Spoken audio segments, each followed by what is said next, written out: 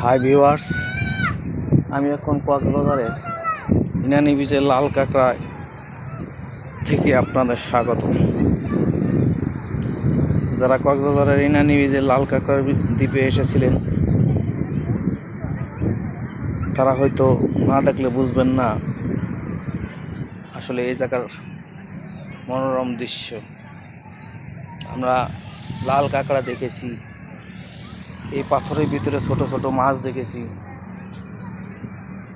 পাথর দেখেছি এবং পাহাড় ঘেঁষা মেরিন ড্রাইভের রাস্তা দিয়ে আমরা এক সাইডে পাহাড়, অন্য সাইডে সমুদ্র, অসাধারণ দৃশ্য দেখতে দেখতে আমরা চলে আসছি কক্সবাজারের ইনানি বিচে। ইনানি বিচ বা লাল কাঁকড়ার বিচ অনেক সুন্দর।